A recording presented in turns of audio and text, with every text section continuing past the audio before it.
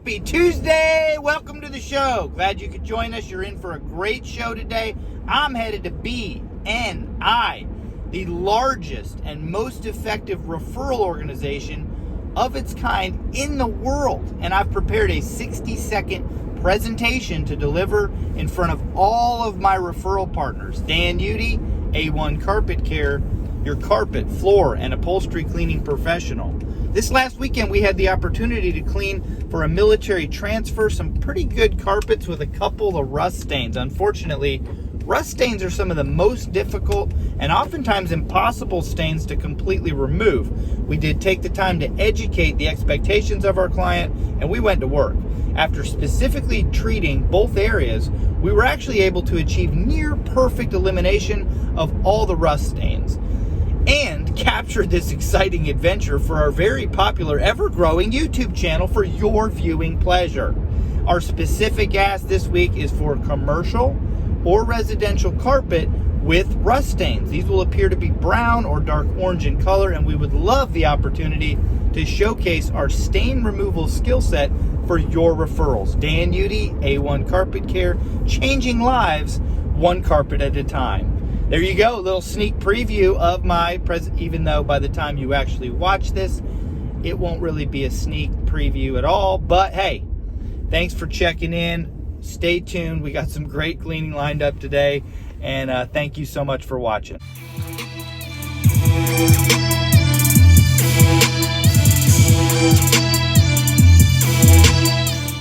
A $374 job that Thomas and I were actually able to finish up in only an hour and a half. This is a lot of tile, and they definitely got a discount because, one, they were military, and also it was a move out. When I did the estimate, this was completely full of furniture, so it was a little bit hard to gauge, but I definitely could tell by looking at the carpet that it was going to need a pretty extreme cleaning of that. So we had this one very large room here that probably was added on at some point. Small little laundry there.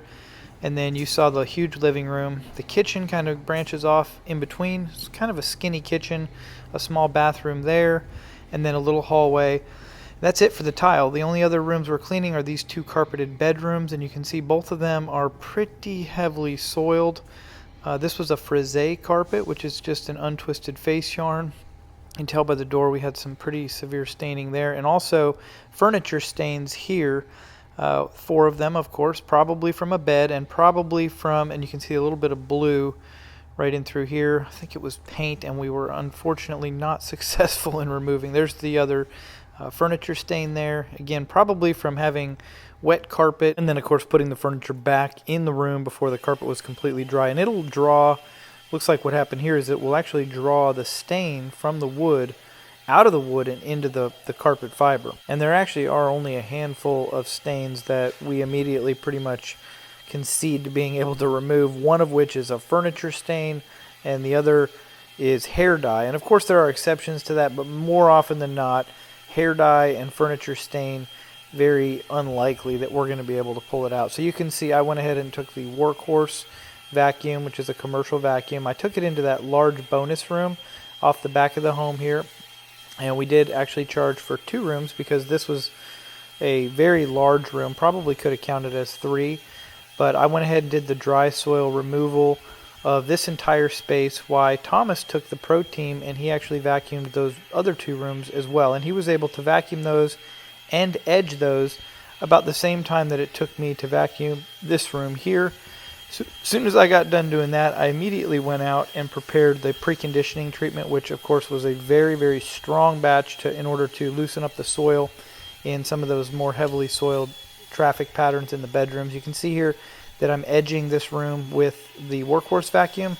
We like to edge with the Pro Team normally, but you can definitely tell that just this one room was able to get quite a bit of dry soil out of there. A lot of dander, a little bit of hair, and of course some sand and dirt as well. As soon as we got done with the dry soil removal, like I said, I went and mixed up the batch of preconditioner, immediately preconditioned all 3 of the bedrooms, and it took every bit of 5 gallons of preconditioning treatment in order to completely cover all this carpeted area. So as soon as I got done preconditioning the carpet fiber, Thomas had already prepared and began to agitate the preconditioner into the face yarn using the 15-inch counter-rotating brush machine as seen here. You can tell that he has put on the renovator trays, which catch any residual dry soil that you're able to dig up and out of the carpet as well. So it's pretty amazing that even after a very slow and thorough commercial vacuuming, this machine here will continue to dig out and pull more dry soil than even the best of commercial vacuums.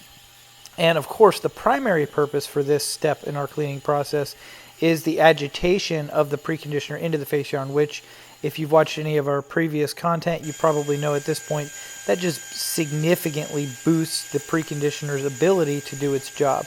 Normally we use a pump-up sprayer to apply the detergent for the tile and grout cleaning, but I did show there real quickly that while Thomas was actually agitating all of the carpeted areas, I went ahead and just pre-sprayed using the inline sprayer. A couple reasons for this. One, just because of the sheer size of the job, and also because the home was in fact completely vacant. You lose a lot of control when you go from the pump-up sprayer to the inline sprayer, even adjusting the pressure on the inline sprayer way down below 300 psi. But of course, as soon as I got all the tile and grout sprayed out with the detergent, then it was immediately time for me to start with the hot water extraction. And I went ahead and showed the hot water extraction or steam cleaning of this one large room. And all three rooms turned out amazing, with the exception of that blue and the furniture stain, but pretty much every single other spot came right out with just the detergent, the agitation, and of course this final step of hot water extraction. Unfortunately, we did not groom these carpets out. Sorry, Mom. That's my mom's favorite part. But we did go ahead and immediately start with the tile and grout cleaning after we got done doing the carpet cleaning. So you can tell here, these are the two other bedrooms that we cleaned. You can see the furniture stains right there did not come out all the way. They did lighten a little bit, but overall, those huge dark spots coming into the bedroom, completely gone. This room as well had a lot of those really dark, heavily soiled areas. Pretty much every single bit of it came right out. So we didn't show, again, any of the tile and grout cleaning, unfortunately, today, but this grout was very, very heavily soiled, very, very dark. I didn't do a good job of zooming in and showing you guys on the initial walkthrough, but this whole job, like I said, we were able to complete all three of those carpeted areas and all this tile and grout within only an hour and a half. So for a $374 ticket, we made really, really good time. You can tell they actually had two different types of tile in this home. It was both of them were ceramic, and again, you can see this carpet from a different angle there. Turned out really good. They also had a huge fan in that room, probably over 70 inches. I mean, a massive fan, and it had 6 different speeds. So of course I cranked it all the way up to like helicopter mode, and that thing was just buzzing really, really good. So that whole room should be dry within the hour. But again, tile and grout turned out really good, just like the carpet. And you can see here, even though we didn't go through a whole lot of water, the water we did pull out was really, really dark and very stinky.